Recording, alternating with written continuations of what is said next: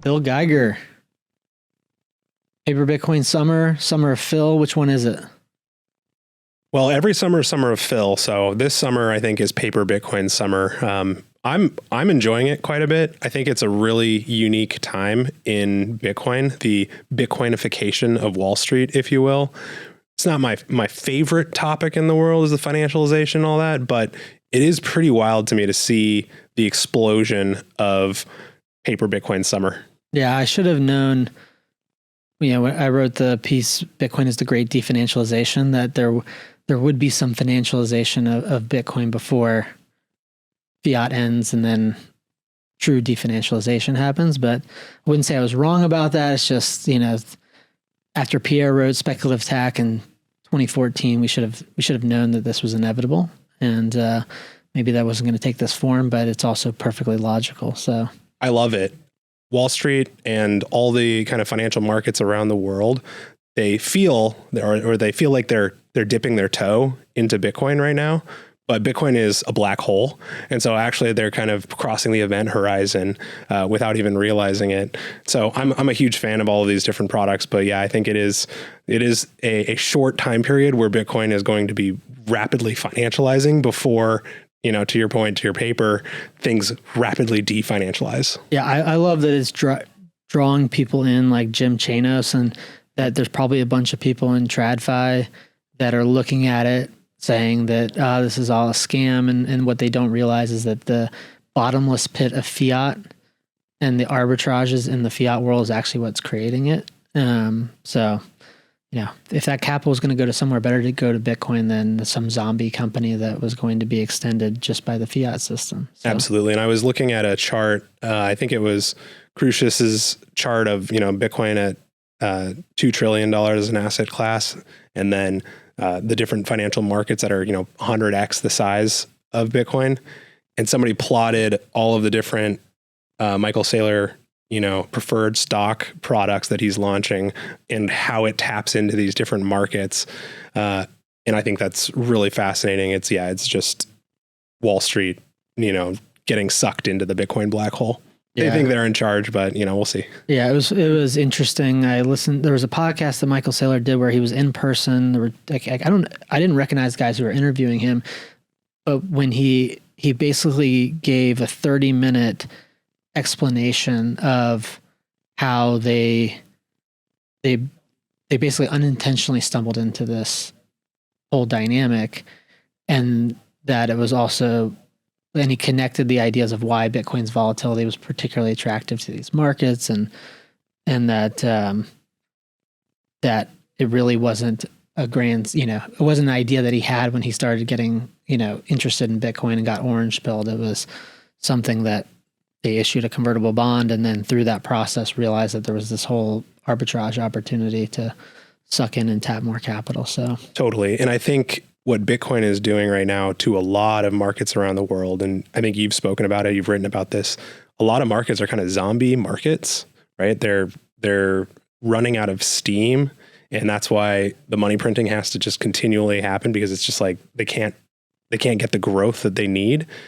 And Bitcoin is like a shock to the system, right? It's like an EKG, right? If the patient is flatlining and dying, like as soon as you give a little Bitcoin exposure to a market, you see like rapid adoption and not even adoption, but just like attention, short sellers, people going long, like all kinds of focus just goes right there to Bitcoin. I think it's really cool. Yeah, and that's one thing that he also talked about, with that the short sellers serve a purpose for him, that they will then be buyers of his stock when they need him to be buyers of the stock. And so I think that, and then that will be what we, not that specifically, but talking about the incentives of Bitcoin that create all that frenzy, that ultimately create the demand for, is what we'll talk about today. And appreciate you coming on the show. This is episode 4. The first episode will actually be released next week. So by the time this one comes out, people will have gotten to listen to a few, but this podcast is focused on mining and energy and the convergence of Bitcoin, the money side of it. And the first few episodes we're talking about mining in kind of a broad sense. The last episode, we went deep on a specific strategy in the mining ecosystem, specifically upstream natural gas mining off of upstream natural gas. You're not a Bitcoin miner, are you? I'm not. You're not. I've done it just as a hobby, just on a computer, just to try it out, see how it works. But unfortunately, I rationalize myself out of becoming a Bitcoin miner, and maybe we can talk about that today. I did the same. But at least in my opinion, what I would consider you as an expert in the economic incentives. Neither of us are economists, but we understand the economics of Bitcoin very well.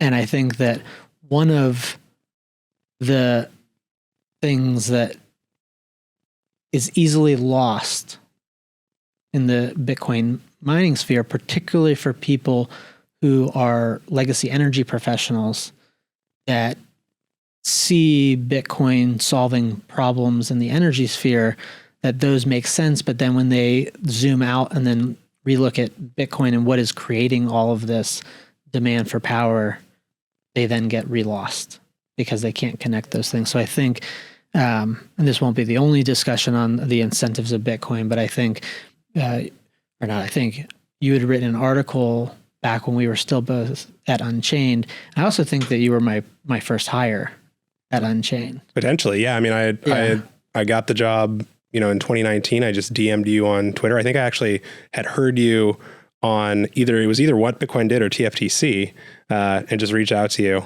and that rest is history. Yeah, we were very close to hiring somebody else, and then your resume came through. I remember I was in San Francisco, hopped on a phone, or I was interviewing the other person when I was in San Francisco, and I had a doubt, and then yours came in, and yeah, the rest is history. Awesome. And soon thereafter, I started writing about Bitcoin. You would read my pieces before they'd be released and give me feedback, and then you had written several pieces, and I started giving you feedback. But one of them was 21 million is non-negotiable, and that in that piece, you really walk through the logic of why Bitcoin didn't have a security problem, why the existence of Bitcoin and the fact that Bitcoin was as secure as it was a demonstration that the market was working. And then you explain the mechanisms that actually dictate that. And that's a lot of what I want to dive in today to help anchor combination of miners that are all either so heads down on actually getting hashes out of the ground, but don't necessarily think as much about the incentives of the network, as well as people that are new that might struggle to connect where and why all this demand for power is being drawn from the Bitcoin network. So maybe to start, if you could explain in your words, a lot of power is being consumed by the Bitcoin network. A lot of people that don't understand Bitcoin think of it as waste. But how do you think about what's creating demand for all of this power? It's funny because I think the people who are skeptical about the power usage on the, looking at Bitcoin and crypto as a whole, they're directionally correct. A vast majority, in fact, in my opinion, all of the power that is used in quote unquote crypto that isn't Bitcoin is a waste. It's a waste of power. The reason that Bitcoin is not a waste of power is that it solves a really fundamental and crucial problem, in my opinion, for the entire world. And that is the problem of money printing. So it's my view that Bitcoin is the very first form of money that is absolutely scarce. With a fixed supply of 21 million, nobody can create more Bitcoin. You can try to make a copy of Bitcoin, as we've seen, hundreds and thousands of different cryptocurrencies and altcoins explode over the past 16 years. You can try to make copies, but what you can't do is print more than 21 million Bitcoin. And that's a really, really significant problem in my view, because money is the most fundamental form of communication that humans have. You can use money to communicate value across different cultures without even speaking the same language. It's almost a problem, I think, at a lower level than something like written language or spoken language. You don't even need to be able to speak language to be able to transfer value with people. and exchange. And so, yeah, I think having a really strong, solid form of money at the base of any civilization is absolutely critical. So the reason that the Bitcoin network demands energy is in order to solve this problem of creating a form of money that is absolutely scarce. It is tied, and it's digital, right? But it is tied to the real world via energy. So as the network continues to grow bigger and become more and more valuable, it's going to continue to demand more and more energy. Now, as an energy producer, I think that that's an amazing opportunity, and we can maybe go into more details there, but maybe I'll stop there and just see what your thoughts are. Yeah, so maybe expand on the connection for the demand for Bitcoin, the money, to the function within Bitcoin that necessitates that energy be consumed. Sure.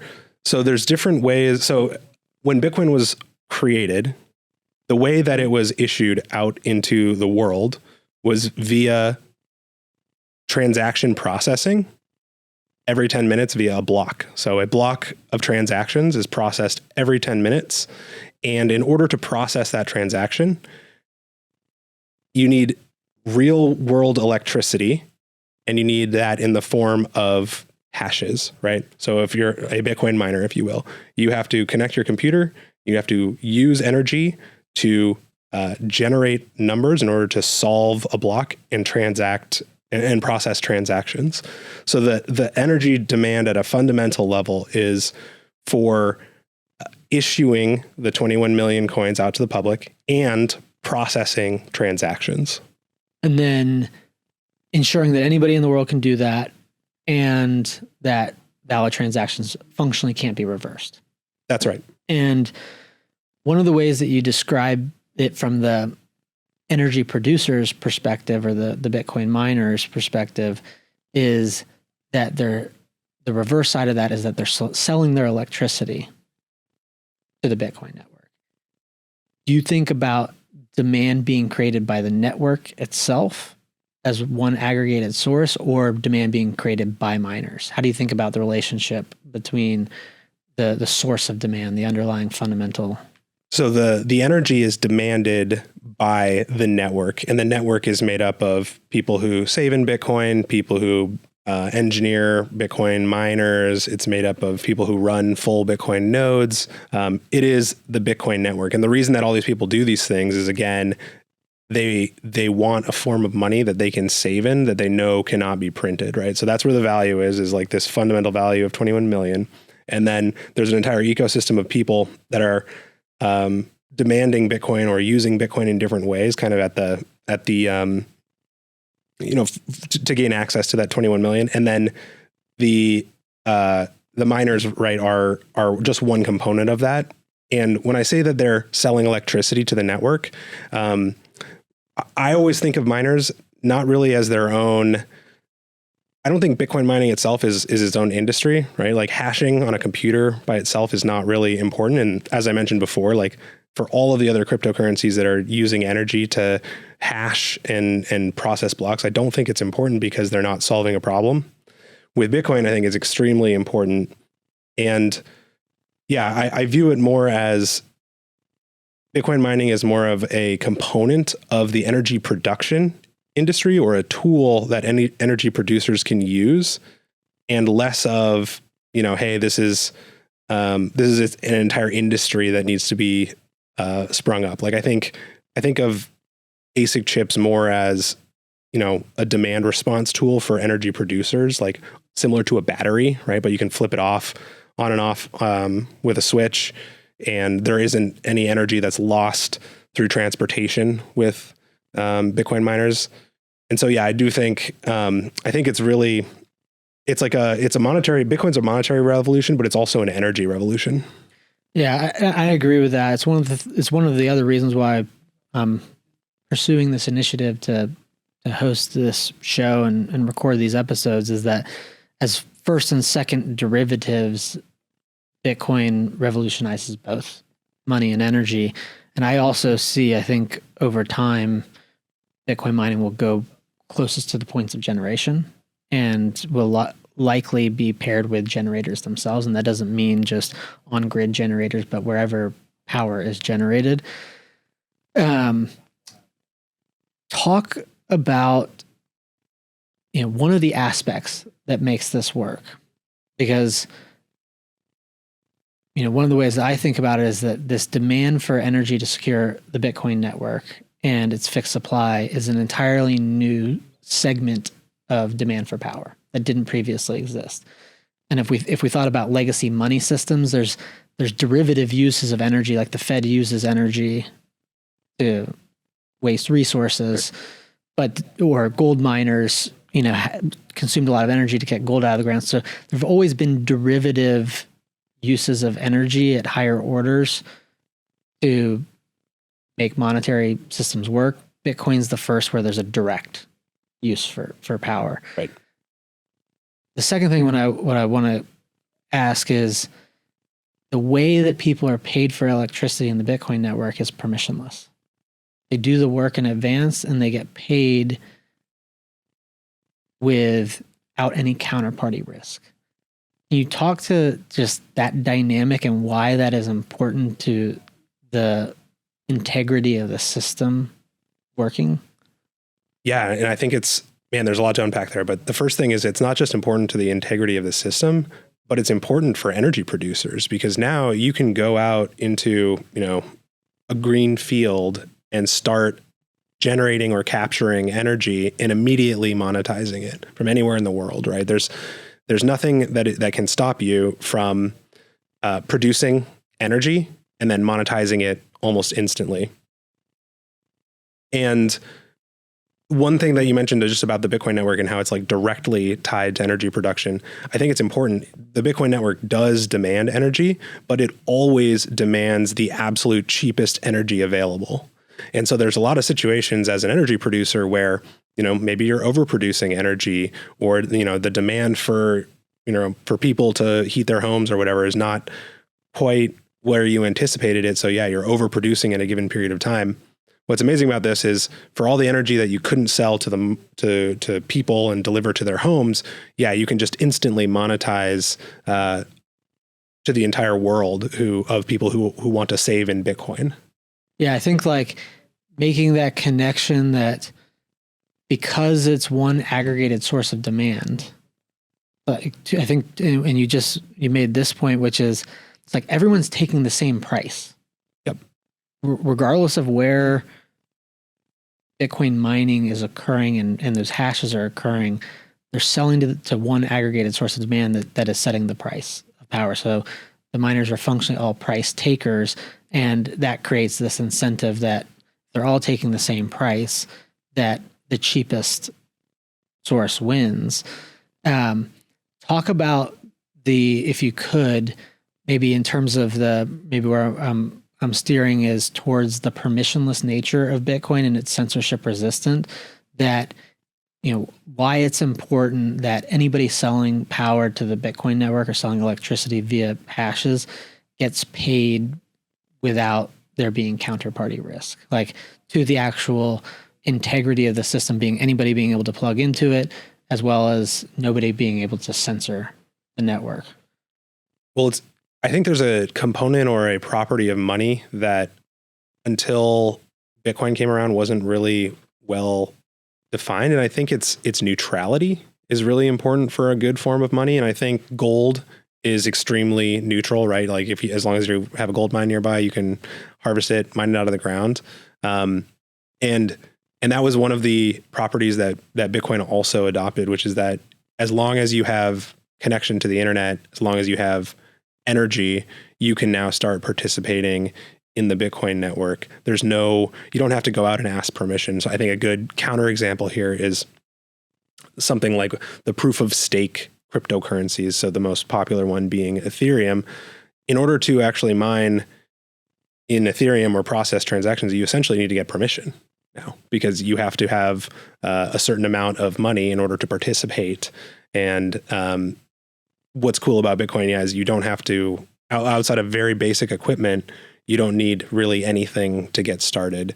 This I think, is just a really important facet of remaining neutral, right? Because as soon as there's any sort of human emotions or politics involved, as soon as you have to ask anyone permission, it's a point of failure, and it's a point where human nature can kind of corrupt it.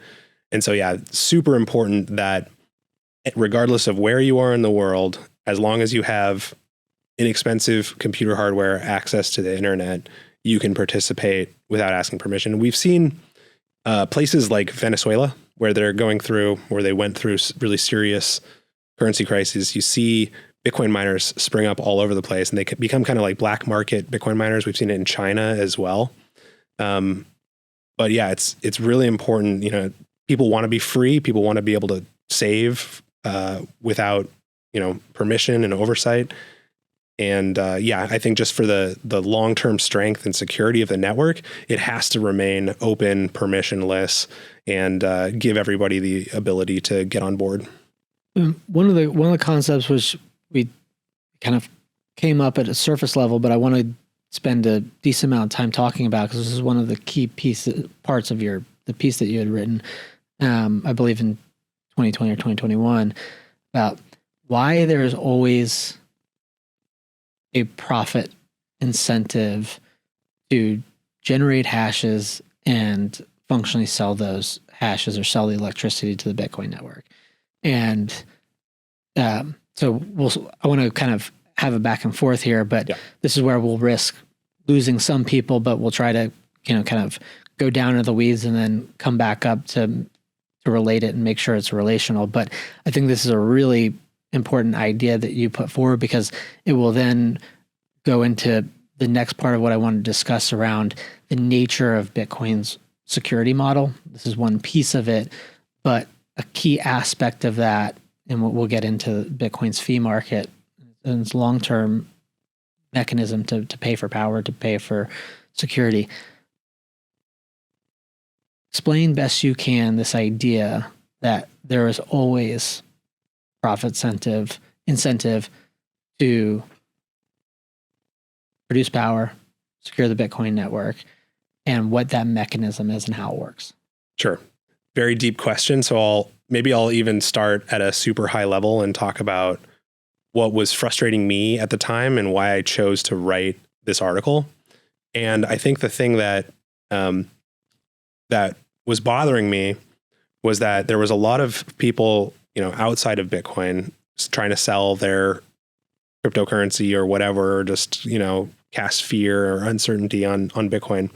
I would say, well, the mining rewards aren't even going to be worth it in a few years to be able to secure the network.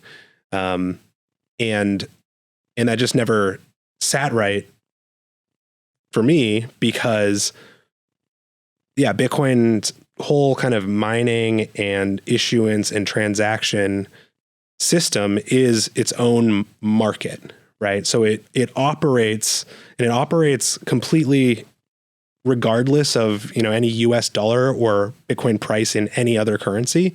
It's kind of designed to be a closed loop where, and this is one of the most critical inventions that Satoshi put out there, is that he created a system that was a closed loop with the only, external or outside resource requirement being electricity, right? Bitcoin doesn't need a group of people to go through and sort transactions. It doesn't need, the price of Bitcoin doesn't need to be a specific dollar amount before it's secure or insecure.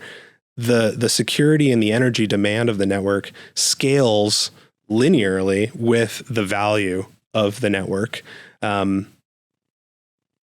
And the way that happens is kind of broken down into a few different components. And it all starts at the fact that there's only 21 million Bitcoin. So the reason that Bitcoin is so interesting and valuable for people is that it has an absolutely fixed supply that is released on a schedule, until the year 2140.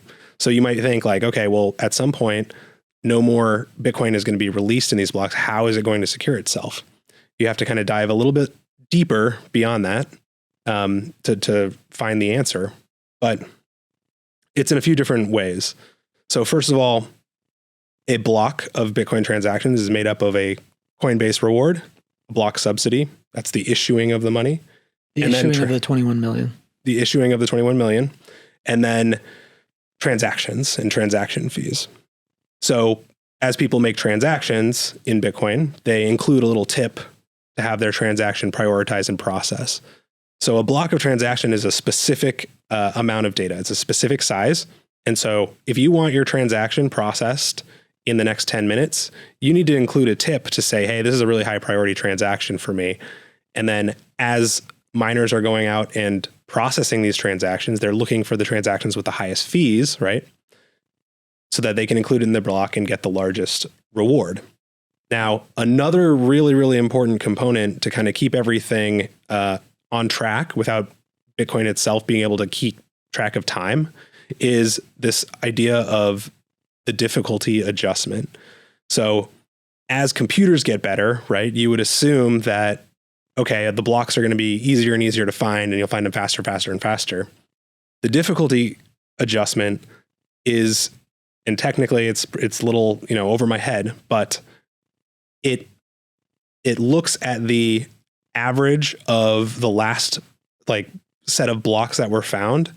And if they were found a little bit too close together, it makes the next blocks to be found more difficult. So as computers get better, the difficulty of finding and processing the blocks gets more difficult to try to keep that average block time of about 10 minutes. All right, so how does this all fit in? So if you're a Bitcoin miner and you're interested in mining Bitcoin and processing transactions, one of the reasons you're probably, maybe the most primary reason you're interested in this is because you think that Bitcoin's value is going to go up in the future, and this is going to be a worthwhile endeavor. If I can mine some Bitcoin today, I'll have to sell some of it for my operating expenses, but the value will continue to go up over time, and I'll be able to make a profit. Now, again, the reason that you think it's valuable, and maybe this isn't top of mind at the moment, is because of its fixed supply, right? I think it's. I think that's an important part to re-anchor to. Your expectation of why it will go up is because people can't create more of it. Exactly. But you don't know what the price of a Bitcoin is going to be tomorrow. You can see the difficulty adjustment. You know that the blocks are going to be coming every 10 minutes. And so what is the number one lever that you can pull in order to outcompete other Bitcoin miners? It's the cost of electricity, because that is the real world input there. And so if you can get electricity that is, as close to zero as possible, or one of the reasons I even got interested in writing about this in the first place was in 2018, I wrote an article about renewable energy and how ASIC chips will help kind of revolutionize renewable energy production, because I was looking at windmills and they were, spinning, or it was a windy day and some of them would just be stopped. And I looked it up, and about 20% of the time they are overproducing electricity. And so they have to just turn off the windmill, right? So in those scenarios, when you're generating energy and you can't sell it fast enough, that's where Bitcoin mining steps in. You can sell all of that energy to the Bitcoin network as close to $0. You'll turn a negative return into a positive return. And I don't know exactly what the positive return is, but that's kind of the that's a calculus that you're running at that time. It's like, yeah. And so I think that because one thing you mentioned as, computer processing becomes more efficient, but also just as more demand, as more energy, there's those two levers of mining rigs becoming more efficient, but also just more energy being devoted. And that Bitcoin can functionally absorb all of the demand up until the point where it's profitable to mine Bitcoin, and that everyone's cost to produce is different. And so now connect it to the idea that if a lot more demand to mine Bitcoin, or people value Bitcoin less, people sell it, what ensures that there is always miners out there that are profitable, that then have the profit incentive that can produce a Bitcoin, or that can secure the Bitcoin network, regardless of where that level of difficulty is, in a way that is below what the secondary market price of Bitcoin is. Sure. So we talked about the difficulty adjustment getting more and more difficult, but I think you brought up a good point. And throughout Bitcoin's 16 years, there's been many many times where there's been a bear market and the price of Bitcoin has crashed by 80% or even higher in a few different situations. And yeah, if you're mining, then it really changes how much profit that you'll be making or your losses. But at some point, if the price of Bitcoin crashes too low, the value of Bitcoin drops too low, and the difficulty is too high for you to make a profit, you're going to switch off your miners and sell them. What happens at that time is if the network is noticing that blocks are coming at, on average, on a longer time frame than 10 minutes per block, the difficulty adjustment can actually drop. So it'll get easier to mine Bitcoin. And maybe when it drops there, it gets to a level where somebody who previously wasn't profitable is now able to flip on their chips and mine it. But I think at the highest level, it's really just it's a functioning market for the cheapest energy that is available, right? And it will always, as long as there are some people who are still saving in Bitcoin and transacting in Bitcoin, they will always pay a market rate for energy to be able to secure the monetary policy and make transactions because of the difficulty adjustment, rebalancing if the price drops or if the price increases or if computers get better. It's like a fully closed and calibrated system. Yeah, and there's one thing that that made me think about, which is like, say that the amount of combination of energy or processing power declines by 20%, and you're a low-cost producer of energy that's securing the Bitcoin network, and you can continue to run profitably at 100% clip, you would, on average, get 20% more Bitcoin, such that if the price of Bitcoin dropped by 20%, that induced this reduction in the overall demand to secure the Bitcoin network, you're being rewarded with more of the nominal resource. That's right. Yeah. And you made this comment, and I think it's a really important one, which is that, like, we all accept that the dollar is still the unit of count, and the consequence of that is that putting nominal units of Bitcoin into dollars is almost like necessary to our subconscious, but that the Bitcoin network does not actually have any concept of the outside world, or in terms of value. The one piece of the outside world that is piped into Bitcoin is that underlying energy demand converting to hashes on a computer, and these Bitcoin miners being able to measure the rate of incoming blocks and then having this self-regulating system. And it's like, and I want to get your thoughts on this because it's a bit of a rabbit hole, that there's some relationship between the demand for Bitcoin and the pricing of electricity in Bitcoin terms. Like, basically, like, one way to think about it is, as the price of Bitcoin goes up, if you have a fixed contract for electricity denominated in dollars, your Bitcoin denominated electricity price is actually going down. Right.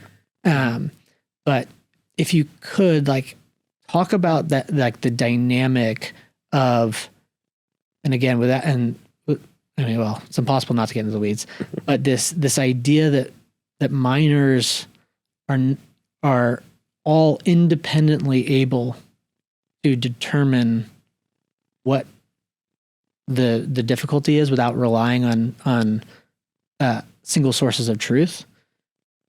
Basically, how they derive at the calculation of what the difficulty target is, and how that might impact their view of their own profitability.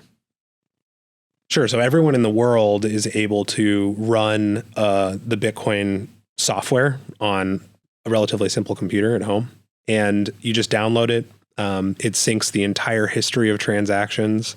It's called a full Bitcoin node, and you can download it from bitcoin.org. There's many different places you can download it. But once you have a full node, you can start to really explore the network. And one of the things that you can look at is the current difficulty adjustment. You can look at, I think, I'm not sure all of the different, calls that you can make, but you can really explore, that intersection of, hey, here's where the hash rate's at, here's where the difficulty is, and the anticipated difficulty adjustments. So you can typically anticipate, whether the next adjustments can be 10% harder or 10% easier, just by exploring the current status of the network on a full node. There's lots of different websites out there now that have great visualizations of all of this, so you don't even need to necessarily run your own node. But in order to be as permissionless as possible, you can actually just check yourself and verify the status of the network. Now, shifting a bit, but talk about the relationship, because you mentioned it before, but in a different context. Of there's the concept of the issuance of the 21 million supply, and then there's what you referred to as tips, or the actual transaction fees that people are paying to miners as they send Bitcoin transactions. In the piece you wrote on 21 million is non-negotiable, you have the idea that the network itself is paying via the Bitcoin that are actually being issued, the 21 million supply, and that the users who are sending transactions. But just talk a little bit about that, the distinction of the relationship. And where I'm going then is, what your framework of thinking and what the underlying incentive is that dictates that there will be this fee market. But first, kind of lay the dichotomy of how you view who's actually paying the miners between those two different levers. Yeah, I was actually going back and just reading the paper, and one of the cooler charts that I put together at the time was kind of the percentage of the entire Bitcoin economy that was mining versus other use cases.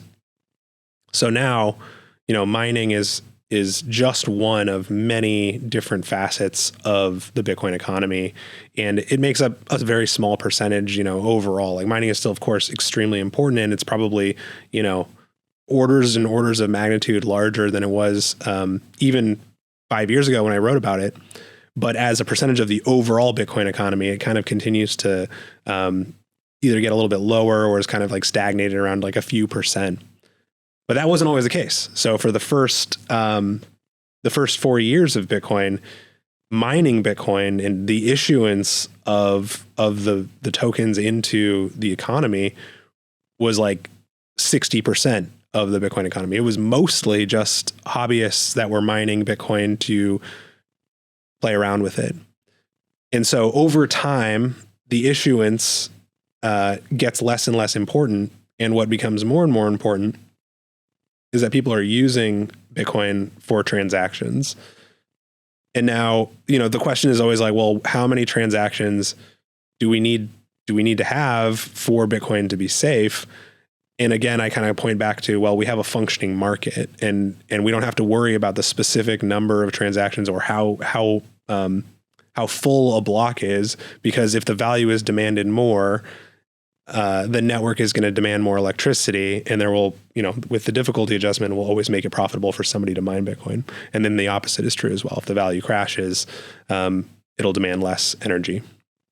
So the Bitcoin economy has really evolved from the first epoch, which was the first 4 years, where mining and issuing the money was like the primary source of the economy. And I think you could even look back at, companies like Bitmain really being massive players in Bitcoin and being able to kind of set the direction in a lot of ways, or at least they tried to set the direction in many ways. And now they're, of course, still a large company, but they have way less kind of political influence, I would say, now than when they did back in 2012, 2013, 2014, because mining was a much larger component of the Bitcoin economy.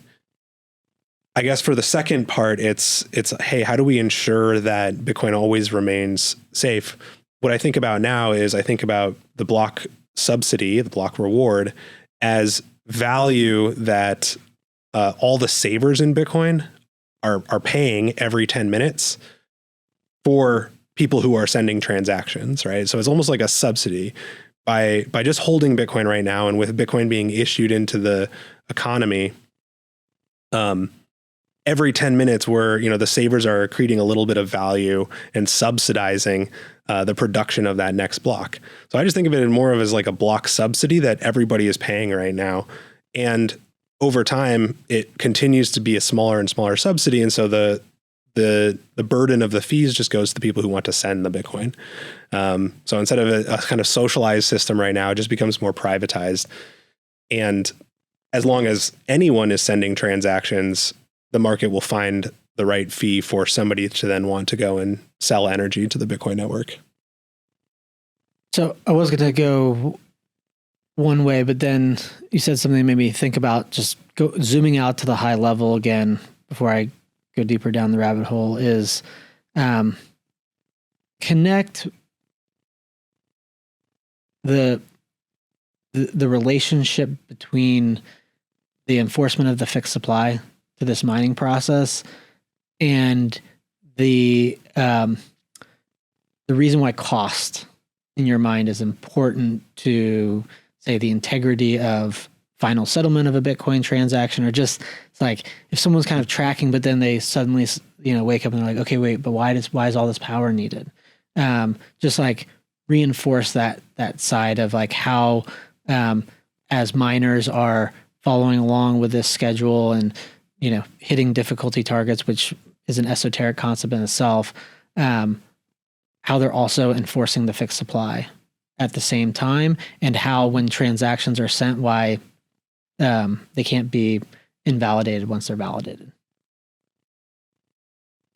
Sure. So if a miner, so the miners, I kind of view them as like they're in a lot of ways in service to the rest of the network and this fixed supply, because as they're going through and building blocks of transactions and trying to hash to process the transactions, they have an opportunity to try to cheat, right? They can say, maybe I'll just like give myself a little bit more Bitcoin as part of the Coinbase reward, or maybe I'll just include, I'll try to double spend a transaction or something like that. As soon as if they solve the block and try to propose it to the network, everyone else who's running a full node on the network will see that they've tried to cheat and basically kick the block off and banish that user. So, and mining Bitcoin, as many of you I'm sure know, is extremely expensive, right? So there's a very real cost to trying to cheat the system as a miner. The best thing that you can do, in my view, is just try to maximize transaction fees and process blocks as efficiently as possible. But yeah, they're just like with anything, there are ways that people can try to cheat. But what is amazing about Bitcoin is just how rigid the rules are and how effective they are at preventing cheating. Does that kind of answer your question? That's on the fixed supply, and then on the transactions, kind of why cost is important to. If you've sent a Bitcoin transaction to somebody, a Bitcoin miner mines it, validates it, why is the mining function, the cost associated with it, critical to ensuring that transaction isn't reversed? Sure. So mining it, so the block then gets, so once a miner has proposed the block, constructed it, hashed and solved for the block, it gets added to what's known as the blockchain, right? Which is just a chain of every single transaction that has ever happened in Bitcoin. And so you can go back from the very first transaction until, right now, and look at every single transaction that is ever made. And now cheating that system is extremely difficult. So in order to cheat and like kind of double spend, is that what you're trying to get at? Kind of like, what, not necessarily even double spending, but like why it couldn't be reversed. Like once it's in a block and we're on to the next block.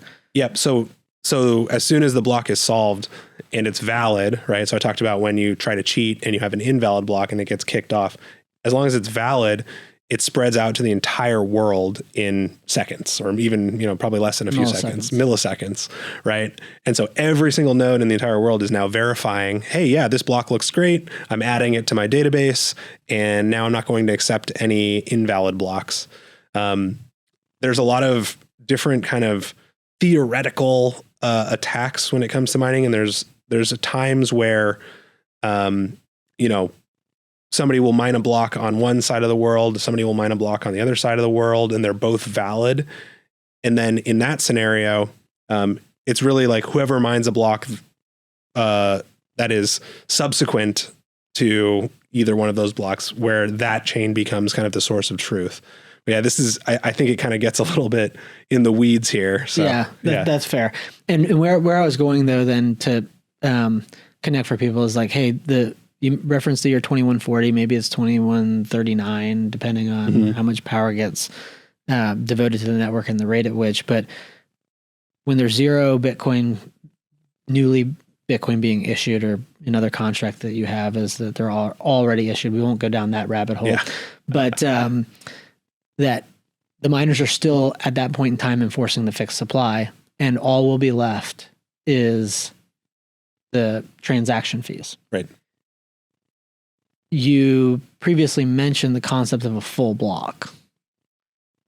Explain that less technically and more substantively, why that dynamic, or what that dynamic is that ensures scarcity and bidding to and maybe also tie it to the fixed supply and like just the demand for the network. Yeah, these are big questions. So I would kind of then go back and say, all right, so this is all, again, at the behest of the 21 million supply. The entire reason of doing all of this mining and really everything that we're talking about is to ensure that the supply remains at 21 million. Another extremely important component of maintaining that fixed supply is that the network continues to grow in decentralization. And what I mean by decentralization is that not just that the Bitcoin itself is given into the hands of more people, like that's one form of decentralization, I would say, is more and more users, but also more and more people who are running the software at home, more and more people individually mining, more and more mining pools, and so on. So everything about Bitcoin ideally should be increasing in decentralization, and that really helps to kind of anchor and cement the fixed supply of 21 million. So I kind of lost my train of thought here, but the full nodes must be growing in decentralization. Otherwise, like if the network starts to kind of reverse and start to centralize, then it ends up being like, I think, a security issue and a point of failure. Let me phrase it a different way, which is if there are 8 billion people competing for block space, they demand a currency that has a fixed supply. There's a fixed amount of block space. Block space, right. And that will... So talk about that dynamic, and then we'll talk about how after that, your idea that you put forward, why inflation could never be a solution. Yeah, sure. So the reason I was talking about why it's so important that decentralization increases is because there is a real world cost to running the software at home. It does require, I think at this point, over a terabyte of memory, and it's going to grow faster. And the reason that it grows faster is that every 10 minutes, your computer is adding an additional few megabytes of data, and it has to store that forever. So the reason that there is a kind of marketplace for space in the next block is that you don't want to overload people's computers at home and people's databases with too much data, right? So it's very important that there's a very limited amount of data added to the blockchain every 10 minutes. And so that also creates the fee market and the transaction kind of bidding market that is really important for Bitcoin's longer term success after the subsidy goes away. That you have to, if your transaction is important, you have to bid against, everybody else in the entire world who wants to settle their Bitcoin in 10 minutes to fit in that few megabyte block of space.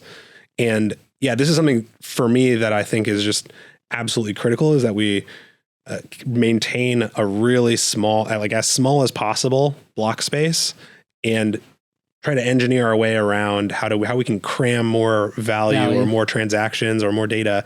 I guess not more data, but more value into a limited amount of data.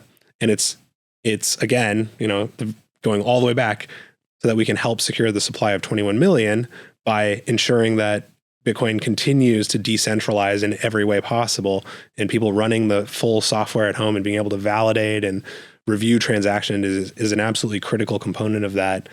And the component of that that's really important is that the amount of new data added to their computers every 10 minutes is as small as possible. Yeah, and it's finite and it's known. Yeah. And that also allows for the predictable rate of growth. That's right. If you look at, other cryptocurrencies out there that have tried to cram more data into the network or the blockchain, like they all end up really heavily centralized. Only the most kind of advanced server farms can like run the nodes because it's trying to compute and store and transmit so much data.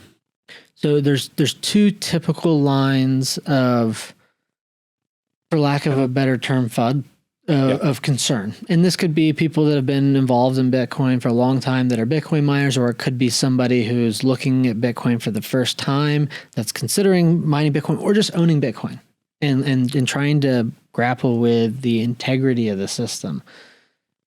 One is that this fee market won't exist or won't be sufficient. We've kind of talked about that in two different concepts, why there's always a profit incentive to sell electricity, and that will hold regardless of where we're at today versus in the future because of the network having this self-regulation. Right. It doesn't require any other external currency outside of energy in order to be able to regulate itself. Yeah. And then the other thing that comes up in relation to this is, well, we're going to need to create more money because we don't know that this is going to be sufficient.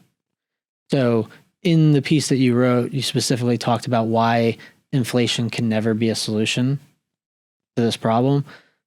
Explain that concept. Yeah, inflation, we live, I guess it's kind of like we've just lived under this inflationary environment for so long that it's almost hard for people, even staunch kind of Austrian economists, to really grasp this idea that you actually don't need any inflation. You want zero inflation because money is like a ruler, right? And you want the ruler to be the same length always so you can measure value effectively and transfer value.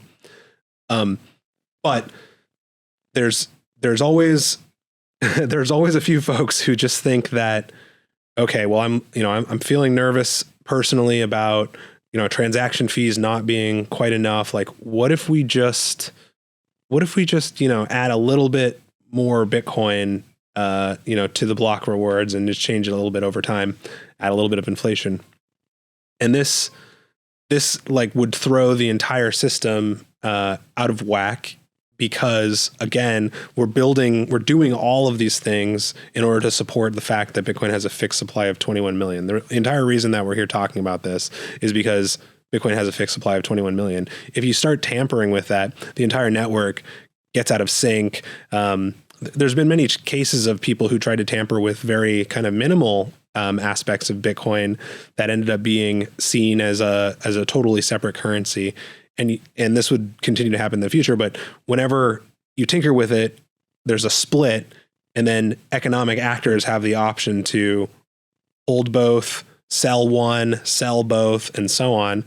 And when you make a change in Bitcoin, like adding inflation, for example, it would create a split in the network. I would be given Bitcoin and Bitcoin inflation, and then I individually have the opportunity to be like, all right, am I going to hold Bitcoin inflation or am I going to hold Bitcoin? And what I've personally always done is whenever there's a split like that, I always sell the one that I don't believe in immediately, all of it, right? And buy more Bitcoin. This has happened again, like many times throughout Bitcoin's history, Bitcoin Cash being the biggest example of that. They weren't trying to add inflation. They were trying to change one little component of Bitcoin, but the market kind of viewed it as a form of inflation in a lot of ways, because again, I was given control of two different forms of money. There was one that I believed in and one that I didn't believe in, and I sold the one that I didn't believe in. So anyways, adding inflation would not only, just completely break all the incentives and all the markets that exist right now, but it would also create a separate currency or separate form of money that economic actors would then have the option to sell. And so the market would very quickly punish the person who tried to create inflation in Bitcoin. And it would extract kind of all the value out of people who believed in Bitcoin inflation, and the value would accrete back to Bitcoin itself. Yeah, I think that's really important to anchor someone who it's easy to get lost in these layered ways in terms of the Bitcoin network actually works. I do think it's critical for somebody to think about them, to understand them, to tie everything together, but to not be lost in the fact that the very basis of value, right? The reason why all this demand for power exists is because the thing of value is the money that can't be printed. That's right. And that the solution can never be undoing the primary. That's right. Value proposition. And it is funny you brought up, because Bitcoin very much is of the Austrian school. And I didn't even realize this through my time of writing, but I've got, there's this one particular troll on the internet who will say things like Hayek wouldn't have said that a fixed supply is necessary. And I've seen people argue that Mises wouldn't have liked Bitcoin because he wrote about like commodity monies only. And I'm like, yeah, it was 100 years ago. Nothing like this could have even existed. It's like we now live in a reality where this market exists. Yeah. And that the market gets to decide rather than the theory be debated, which I think is one of the great things about Bitcoin in general, is like back, 100 years ago, where the debate between Austrians and Keynesians, it was an intellectual debate, and the Keynesians won, and their policies led the world into the brink. And now we have a market test that everyone can voluntarily opt into, but being very important to realize that the thing that makes everything work is that, and that aligns everybody. The one thing, everyone has competing interests, everyone is adversarial to a degree, not necessarily everyone, but from a functional perspective of the market. But the one thing everyone agrees on is the fixed supply. And in my view, it's the one thing, and this was part of the core part of your piece, which was 21 million is non-negotiable. That is the social consensus. And that, in my view, and I want to get your thoughts on this, that is the one thing that Bitcoin would hard fork to protect. If there was like an inflation bug, or if somebody, it wouldn't just be like, oh, well, now the money exists. That the thing that ties it together, and part of the enforcement of consensus, is 21 million, but that's also because it's its basis of value. Yeah, I think I even wrote this in that piece, or the one before it, all 21 million Bitcoin already exist. But even assuming that there are more inflation bugs that are discovered in Bitcoin, maybe for the listeners who are newer here to Bitcoin actually had an inflation bug. I think back in 2013, it was patched very quickly, and the market, it wasn't just like one developer who's like, okay, here's the fix. All right. The market itself rallied around preserving the 21 million supply. So in that scenario where the inflation bug was found and patched, it did in fact, it would have in fact created two versions of Bitcoin inflation bug and Bitcoin, and the market then has that choice. And so I think and that was specifically if it's the one I think you're talking about, where once it got done with the 21 million, it would restart over. I'm not sure. I don't remember the specific one. Yeah, but there's been maybe a few inflation bugs, and it is software. And so I think we can anticipate that there will be unforeseen bugs in the future. And that doesn't even scare me though, because I'm an economic actor, right? In that situation where, there is a split in the network, or there is a bug that's found, there will be another version that is, forked off, or, depending on how you think of it, it like continues the original idea. And then I'm given control, because I have keys to Bitcoin. I hold keys. I'm given control of both splits, and I get to decide what to do with them. And so as a rational economic actor, what I will do is sell the buggy one for the one that preserves the supply. And there will be other, forks of Bitcoin in the future. And I think it will inevitably create forks, and then we'll just see it's just a market test.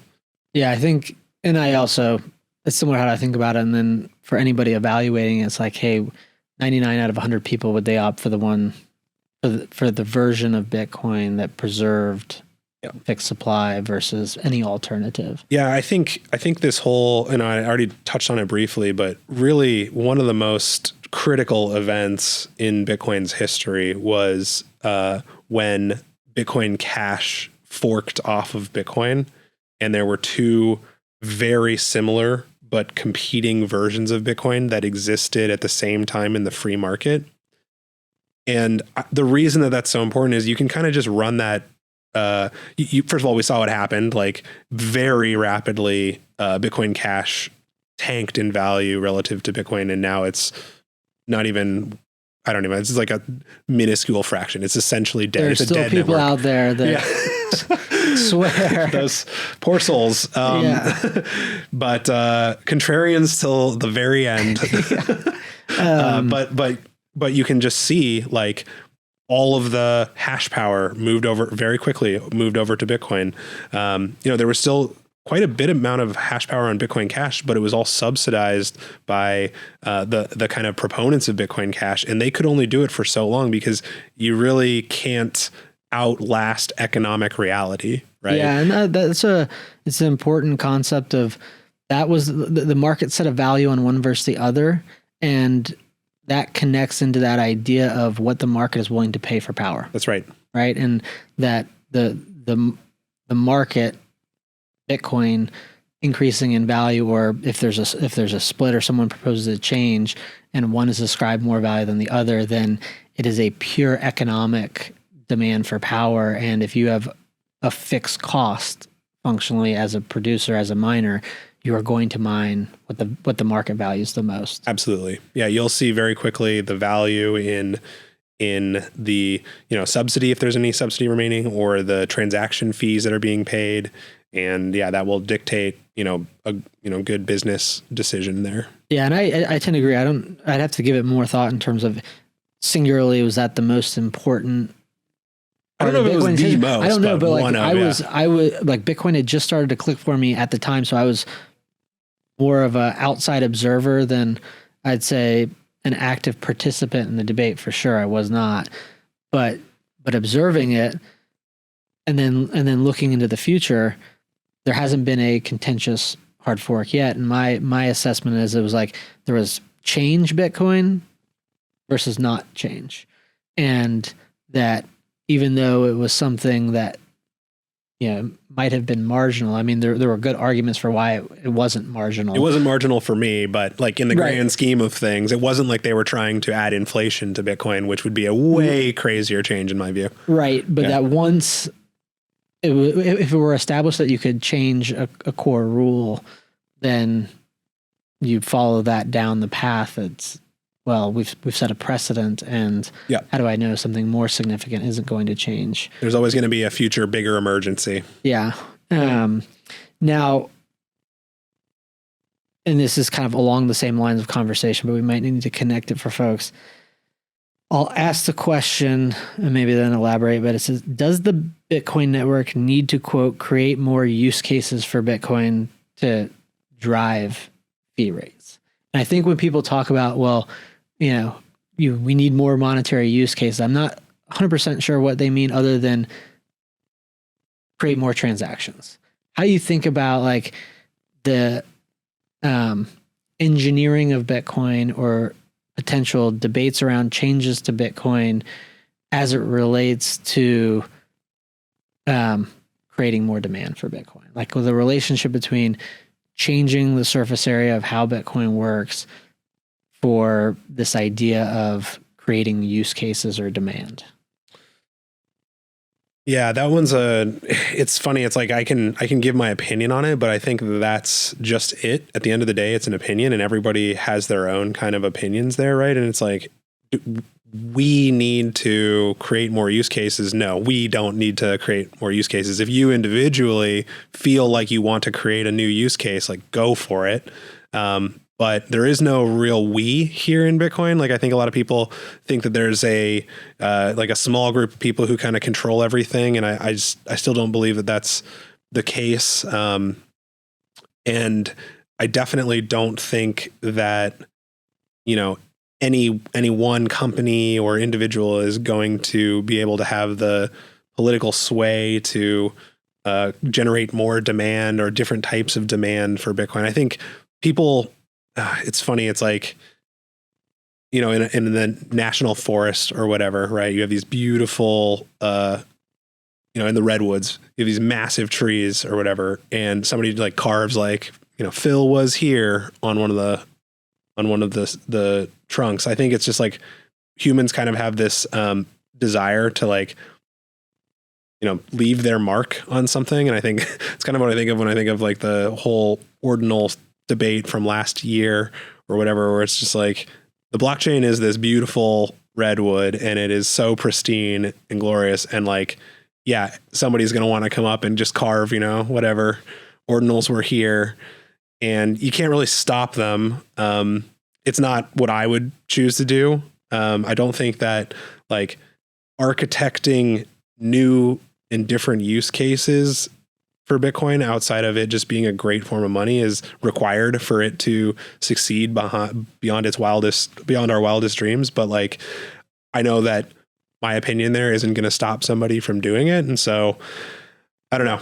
I don't really, I think like my answer is no, we don't need to figure out more and different use cases for Bitcoin. If you feel like there aren't enough transactions happening, one of the best things that you could do is start making more transactions or sell a product for Bitcoin that is just so good that you can get people to part with their Bitcoin and send transactions. But outside of that, no, I don't think we need to like really do a lot of additional engineering there.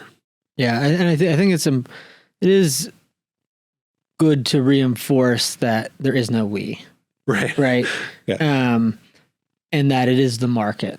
Yeah. And it's so funny. It's like some of the articles from altcoin marketers are like, Bitcoiners need to figure out this security budget issue. And it's like, first of all, who are you talking to? Like Bitcoin is, you can't just like talk to gold. Gold needs to figure out how much gold there is. And like, you don't say something like that, right? It's like, I guess they're really just, it's like an affinity scam where their product is extremely centralized. And so they have a small group of people. And so they're trying to like show that Bitcoin functions the same way when Bitcoin is extremely different.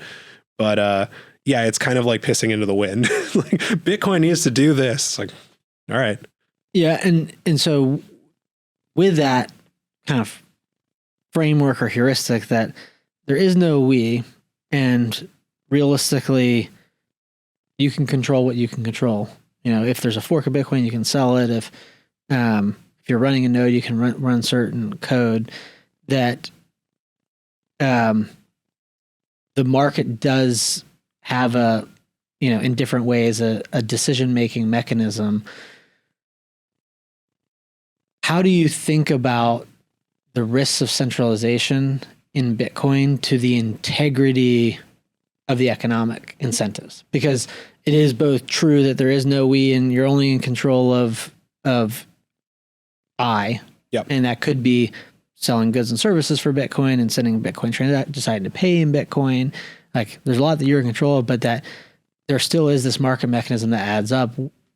Centralization in Bitcoin is, and you mentioned earlier that decentralization is important, but speak to like tying the economic incentives together and bridging the gap between, hey, there really truly is no we, but why centralization risk could potentially distort incentives.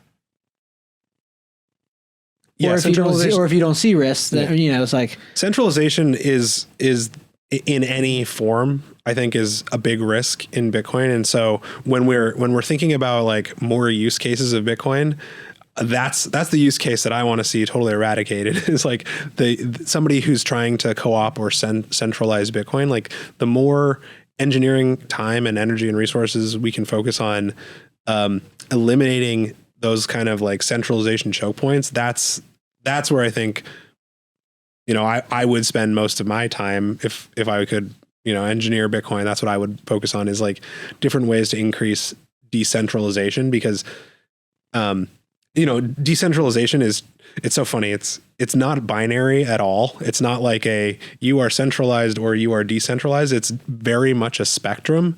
And so in my view, what's really important about Bitcoin's decentralization is that it just increases in any in any and every way, like more miners, more users, more nodes, more transactions, like all of that. We saw 80,000 Bitcoin moved last week. And then I think just today we learned that like 30,000 of it was just sold or something. Yeah. I love that. I love it. Right. That is 30,000 Bitcoin that are now being decentralized further out into the ecosystem. They'll never get them back. Maybe they will, but what I love to see is just large OG holders that are starting to sell. That's how the units of Bitcoin actually decentralize out into the hands of different people. But yeah, decentralization in all facets is really where I'm at. Yeah, and I agree too with the idea that, the point that you mentioned about we never know how much decentralization is enough. And you really can't know whether Bitcoin's sufficiently decentralized to resist some threat until the threat appears. And you could think of that as someone hard forking Bitcoin and doubling the block size, or proposing any change to Bitcoin and whether it's followed or not. And then the other aspect of it, though, is that there are areas of Bitcoin that are more centralized than less. And so while it's always an endeavor without there being central coordination to advance different aspects of Bitcoin that are potentially more centralized than less, and efforts to increasingly decentralize those without knowing what the defined bogey is. But and mining is one of those areas where there are centralization risks, like questions specific to there. Yeah. Like if there were risks there from a centralization perspective, in your mind, what would they be?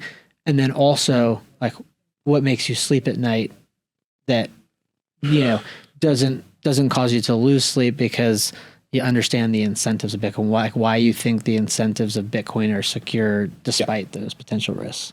I think, mining itself is the actual act of like plugging in ASICs and selling hash electricity to the network is pretty decentralized. What is more centralized than I would like is the number of mining pools that are out there.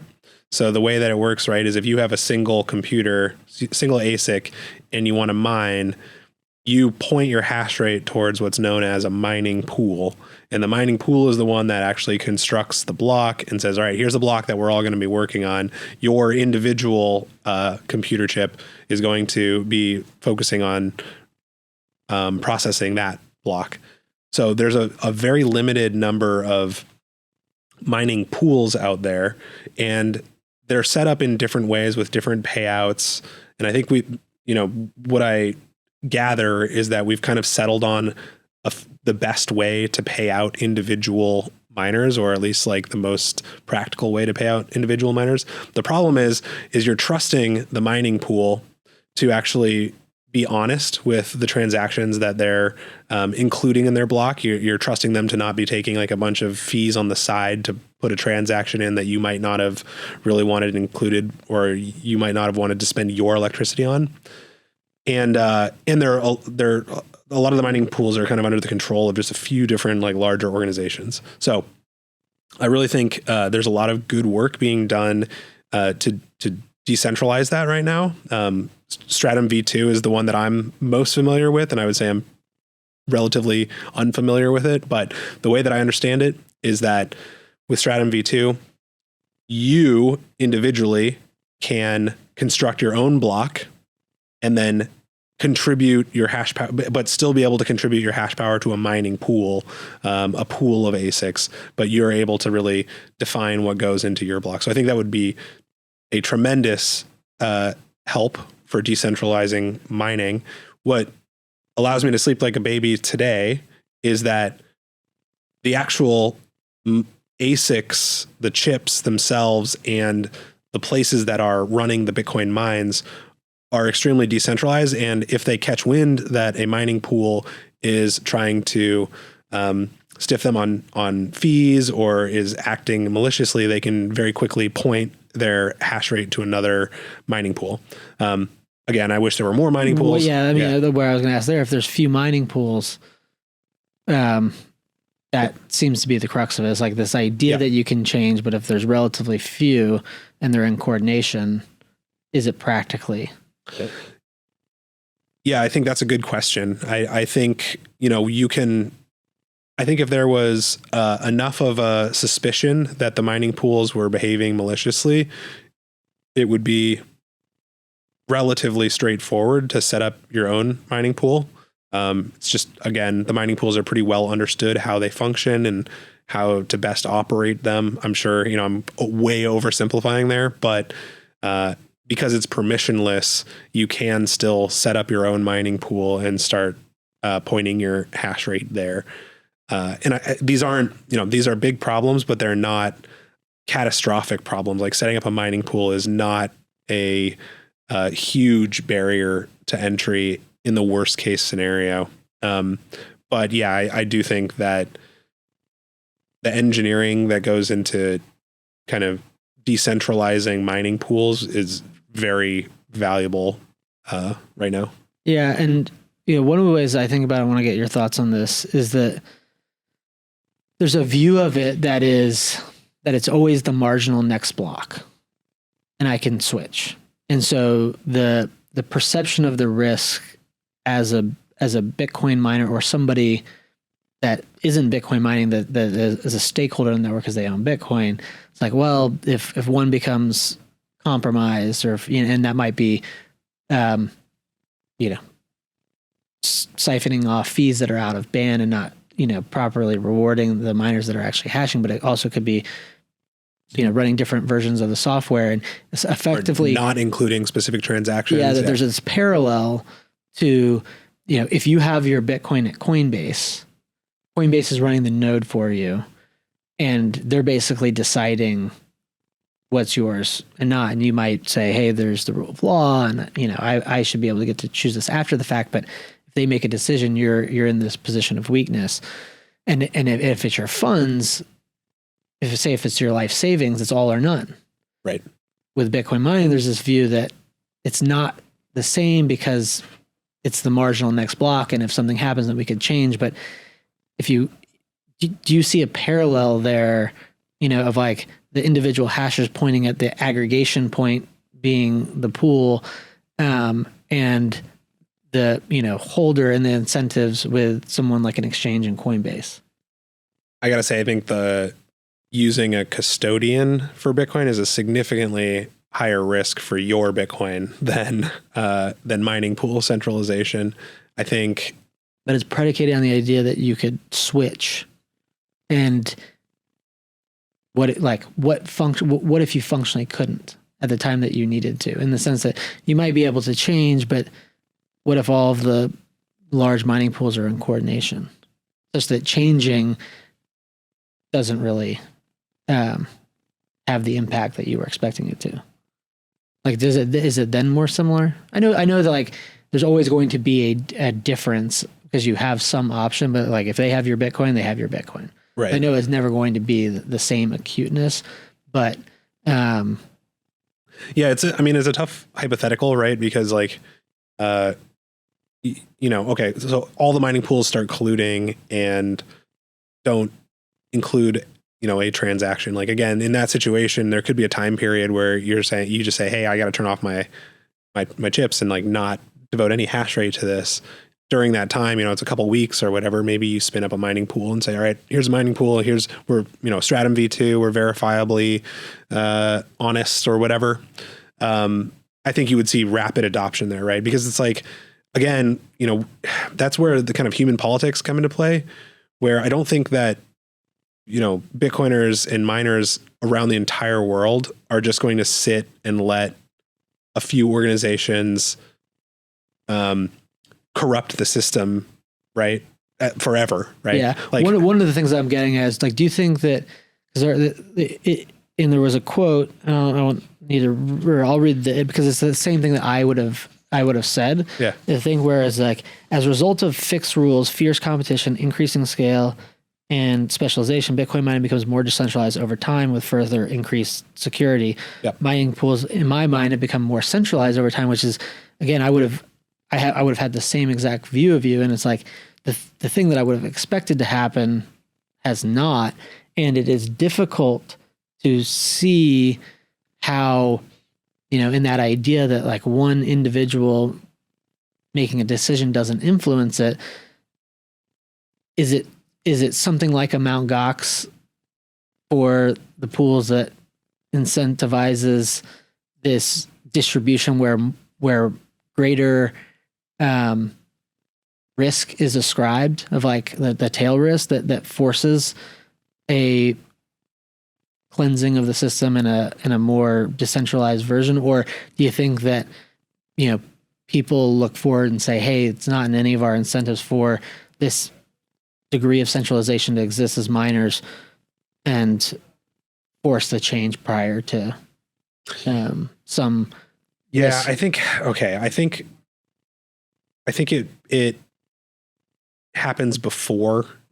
It's not going to be like a catastrophic malicious mining pool breakdown. I mean, it could be, but I do think, if you're Marathon or Riot or whatever, and you get so big that you're running like a significant chunk of a mining pool's, Marathon's credit, they do, but I think they run their own pool. Right. I think like where you're going is right. Like the Riots of the world or the core scientifics of the world. Yeah. If you're getting large enough, from your Bitcoin treasury operations that we started the whole conversation with, that you're now running a significant chunk of a pool's hash rate, like, it's going to be in your economic and it's going to be in your economic best interest to just like create your own pool. And then you can verify exactly what transactions are going into it. So I think, and this is all in this like hypothetical situation where, new technological breakthroughs don't come out. Like maybe Stratum V2 just becomes wildly popular in the next few years and super easy to use. And then it just becomes no brainer. Like I think a vast majority of individuals who are mining are going to just go with the solution that is the most profitable and easiest, right? And until they're large enough, and then it's like, okay, we have to figure out, because this is like a major business risk to us. Yeah, I think that's key. It's like when it becomes apparent to them that it's a business risk. Yeah, and with the existing state of the market, it does become logical for those largest to move first. Right. Well, I think I've covered everything I want to cover. The last thing I wanted to ask is, as part of Summer of Phil, and we both were at Unchained, and you after me achieved some serious milestones there, 100,000 Bitcoin on the platform. Now shifting your attention elsewhere. What are the things that you look out in the world of Bitcoin that interest you, that you're focused on? You're now an advisor to Branta. Yep. Branta. That helps improve the security on sending on-chain transactions, or maybe in general. Yeah. But just what's on the horizon? What's piqued your interest? Yeah, well, I mean, my time at Unchained has been absolutely unforgettable, and achieving like over 100,000 Bitcoin secured on the platform and over $1 billion of lending originations, and the company itself is just a rocket ship. I mean, it's awesome, and loved my time there. But I have had a nice kind of couple month step back to really reevaluate what I want to be doing, and posted a couple tweets out there and got a lot of really awesome inbound interest. And I would kind of break down the different categories into like new Bitcoin collateralized lending products, new technical Bitcoin products, and new kind of financial or tax advantage Bitcoin products, as well as, like the Bitcoin treasury companies. So those are kind of the different categories of folks that I've spoken with. And why I decided to join Branta as an advisor is because it's solving a problem that I think is actually near and dear to both of our hearts. Like I was reflecting back on it, but Unchained has a feature where you can, before sending Bitcoin into your vault, you can verify that you have the keys to your Bitcoin address by using your hardware wallets.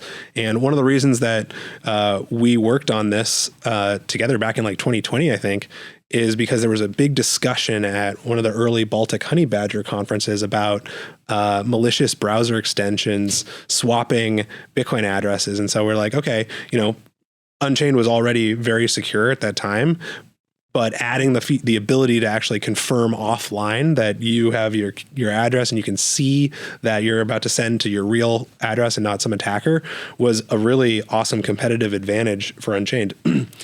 So when I met with Keith from Bronta, he was solving the problem in a very similar way.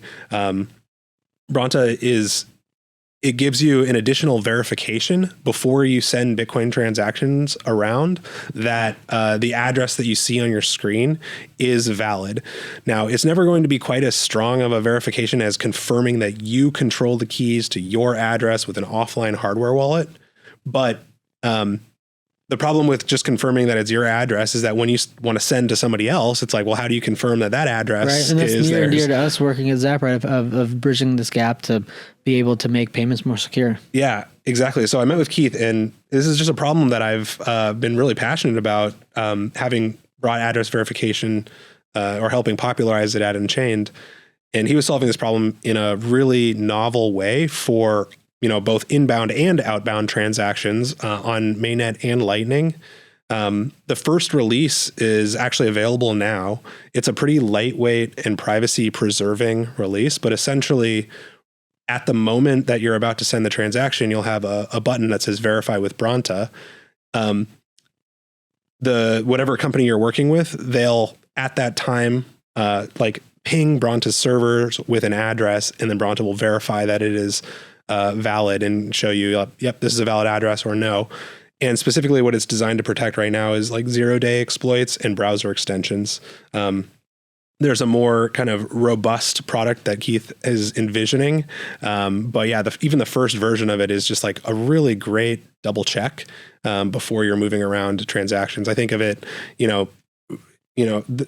it's not just valuable for like an individual. It's also valuable for exchanges, moving funds and settling across. It's like, hey, about to move.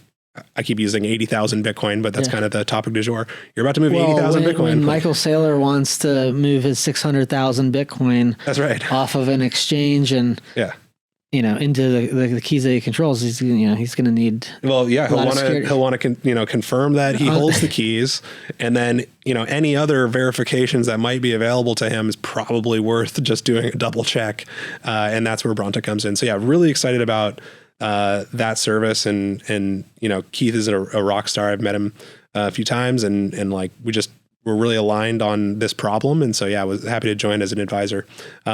But yeah, I'm still just kind of in discussion with a bunch of different organizations and thinking about whether I want to just remain an advisor for a bunch of different companies or go full time with one, and yeah, just kind of seeing where things are at right now. It's been a really exciting few months.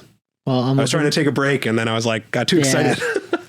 Hard to do that in the world of Bitcoin. Yeah, I do think that like one of the things people need to send a Bitcoin transaction to themselves on chain, do all of that validation to really understand the power of it.